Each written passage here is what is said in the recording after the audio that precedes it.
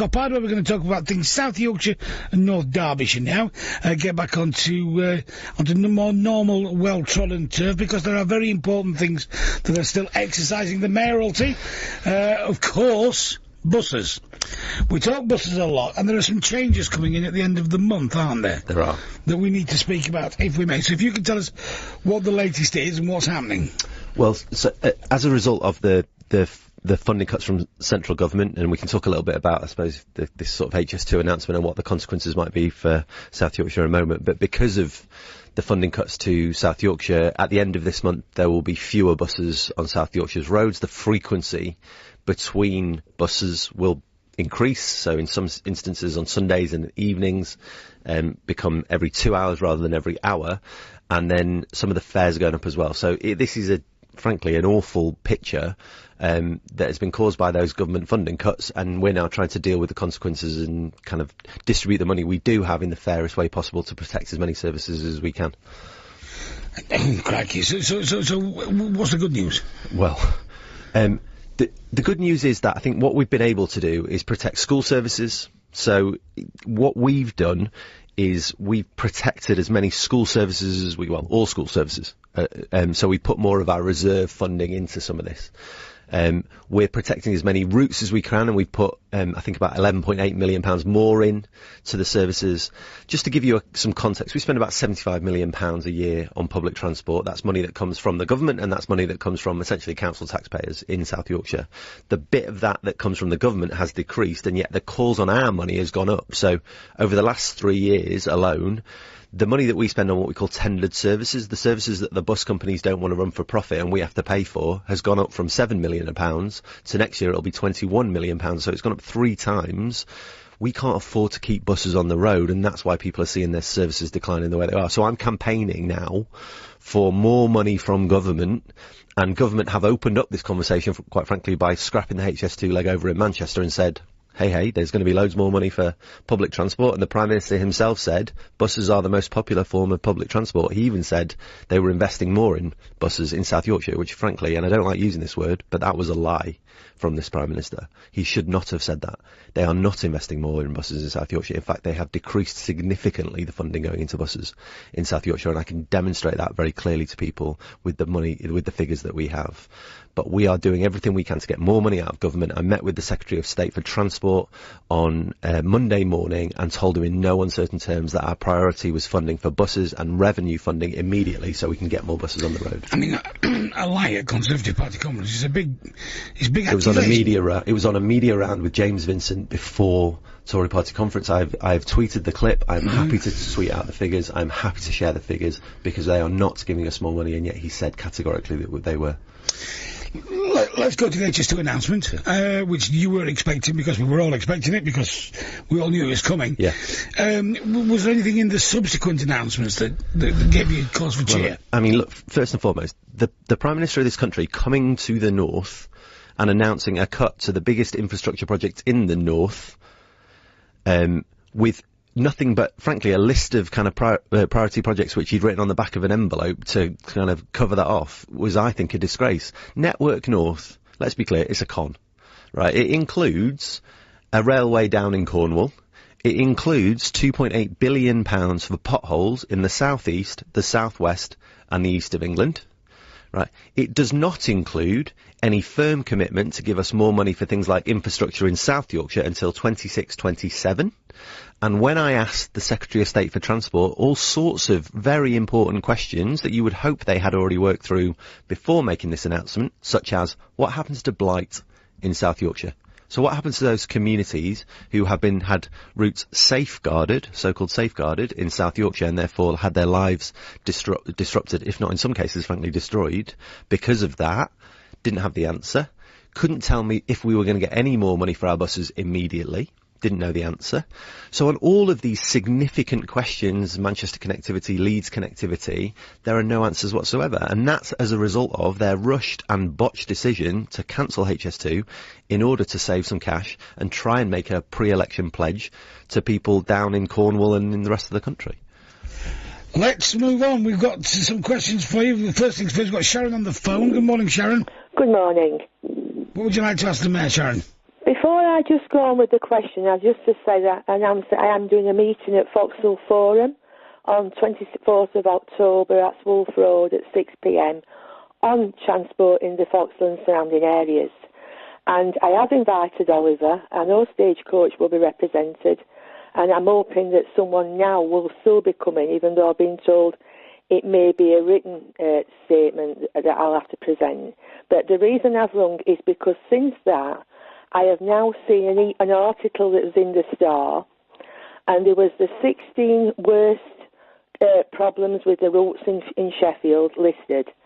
Ironically, sadly, the 86, which goes through Foxhill from Chapeltown right to Low Edges, was the worst, with ironically again 86 complaints, like the number of the service, and it was the total of 88 complaints, the highest in Sheffield. And what I'm going to ask, Oliver, is that I've been trying for some time to try and get that service improved. We've asked for it to go through the Hillsborough Shopping Centre, which it wouldn't take much difference. I know it's the bus gate, but when it goes through, actually from Langsett Road, it could cut down onto Shellsmoor the same. And I've been told by Stagecoach it's because they probably need an extra bus. But could this still be looked into? Because obviously the service as it stands now is failing, and it would be a more successful service if it went through Hillsborough, because we know that the residents want it to go through there. Oliver. Yeah, hi Sharon. Nice to talk to you. I know you've invited me to that meeting. I'm not sure my diary allows me to come, but I am doing a bunch of other public meetings. So for those people around South Yorkshire who are interested in talking about this, and I want to hear from people so I can reflect those messages. When I met with Mark Harper on Monday, it was good to be able to say to him, this is what my community thinks. This is not just me saying to you this is important, it's everybody across South Yorkshire, quite honestly, saying that the bus services aren't good enough. It is broken. I'm doing a meeting on Friday the 13th of October in Doncaster at Norton Coronation Working Men's Club at 3, one in Hexthorpe on Tuesday 24th of October at St Jude's Parish Hall between 6 and 7, and on and on. So I'm doing a load of public meetings, Sharon. I'm not sure if I can get over to yours, I'm afraid. Look, this is the problem that we face more broadly, isn't it? I can't tell the bus companies what to do. Over in Manchester, Andy Burnham, and I've been with Andy over the last few days, and Andy's a brilliant mayor. Andy Burnham has introduced the B network. That is a publicly controlled bus network, and that's taken him. He's been there for 7 years, and he's only just managed to introduce the B network because the government made that incredibly difficult. You have to go through what's called the Bus Services Act, the bus franchising assessment process. It costs about £5 million here. It probably costs more over in Manchester. We're going through that quicker than anybody else. So in South Yorkshire, we are going through that franchising assessment process to see if we can take back control of our buses. We're doing that as swiftly as we can, as the government will allow us to do. I've heard people like Alex Stafford say that the mayor should just franchise the buses tomorrow. The government don't let me. I'd love to be able to say, I can just take the decision. The government make me go through this significant process. And we've got to measure that up against kind of the current system that we have, etc. If we get to that point, as in Manchester, what I'm then able to do is say to the bus companies, you don't run the routes in South Yorkshire anymore. I'm in charge, and I'm going to do what my community needs, not what your bottom line requires. And so in situations like the one that Sharon just outlined there, I'd be able to say to them, you've got to go round a different way because I'm telling you to do it, rather than because you just want to go for make an easy life for yourself by going up a certain road rather than another. Thank you very much indeed. Questions that we have recorded. There's one here from Carol. Hi, I'm Carol. It's just a thought. Would it help the bus companies if they cancelled the old age bus pass, which I have? A lot of them probably would moan about this, but I wouldn't mind paying a little bit towards the bus. Would that help in any way? Wow. Yeah, not forget that. No, you know what? I've got to say thank you to Carol. And I get this occasionally when I do public meetings. I get very public-spirited older people, very nice, kind older people who come to the meeting and they say, I get this free bus pass. I've got a little bit more money than other people. I don't mind paying into the system a bit more. And honestly, I think it's really generous. But I don't think we should be looking to older people who've paid into the system all their lives and saying, sorry, can you just pay for your bus services that have been given to people before you? Because the government in London have decided that they're not going to give us money for buses in South Yorkshire. I don't think that's the right approach. We've had to put up young person's fares, right? And we've managed now with some of the bus companies to protect the Zoom Beyond Pass. So it will be more expensive, but we're going to get cheaper fares for young people. But for me, that's all going in the wrong direction. If we want more people getting on the buses, let's make fares cheaper, if not free, for older people.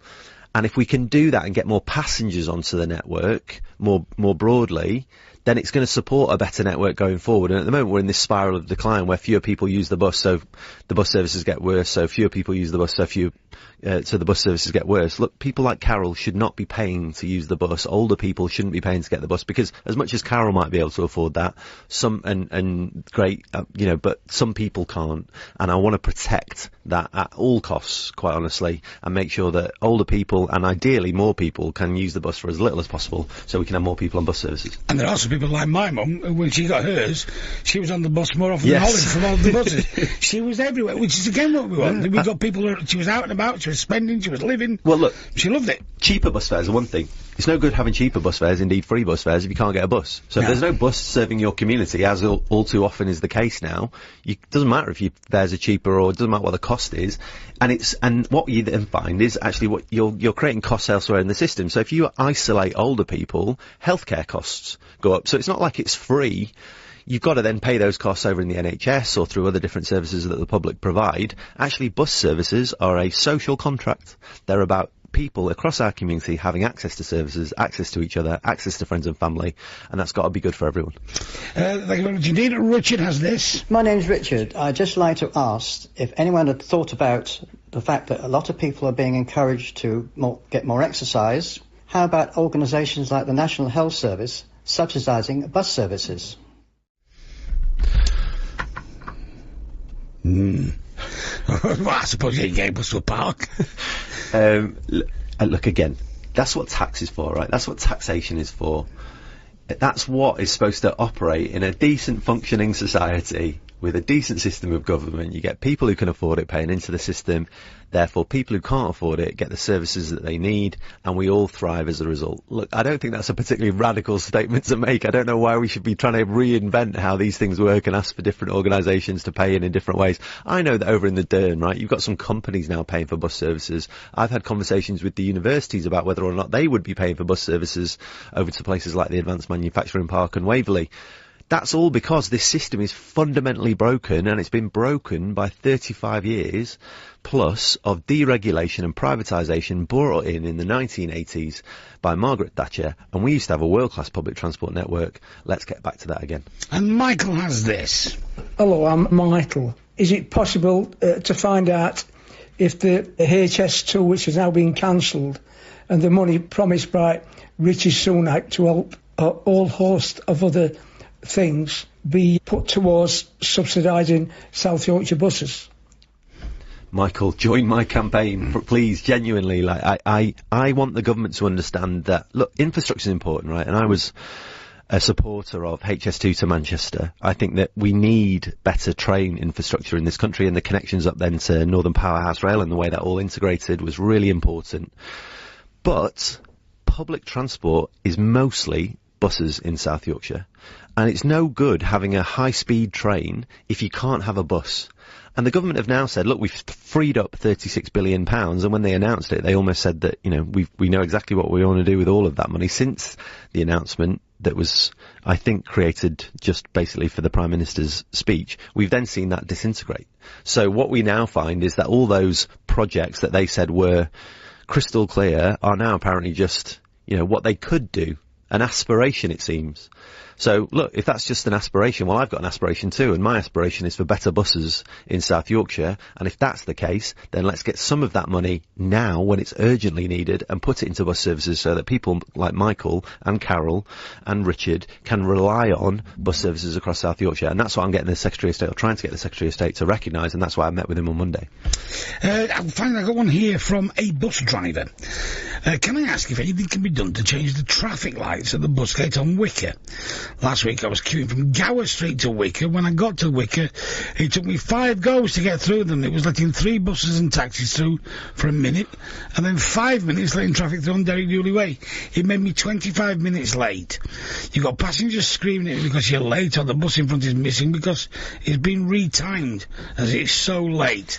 I'm guessing that's a council thing, is it? Yeah, look, I can, if you want to pass on details to me, I can certainly ask my team to get engaged in that. I know that junction fairly well, and we've all been in that situation, bus drivers or not, where we're sitting at a traffic light somewhere and it's letting in 2 people, and then the person in front of you doesn't go in the speed that you'd want, and you get stuck. So look, I'm happy to try and get involved and see if I can do anything about that. I can't promise anything, but I'll do my best. What's next on your agenda? Gosh, what's next? Well, look, last 2 weeks I've been at Conservative Party conference, I've been at Labour Party conference, and then on Saturday I go to America, to St Louis, doing some work over there with the mayor. I used to work for the congressman for St Louis, a guy called Richard Gephardt, and I'm going out there to work with the mayor and their business community. I'm taking our chambers of commerce out with me because we're trying to build those links internationally, particularly around advanced manufacturing. They are launching their advanced manufacturing innovation district modelled on South Yorkshire's, because South Yorkshire is world leading. So I'm going out there to help them, and then I'm going to DC to work with the Bloomberg Philanthropies Foundation on some innovation work in DC with a group of mayors globally.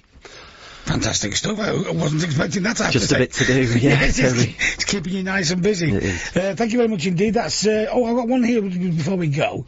We're a local coach firm. We've got buses and drivers ready to do the tram link to Stocksbridge, but the red tape and being passed from pillar to post is making it impossible, says Mark from Hillsborough. Mark, if you want, if you don't mind the team giving me your details, I'm happy to get someone from my team to make contact and have that conversation on that Stocksbridge link. Yes. Just say, because HS2, the announcement specifically mentioned that Don Val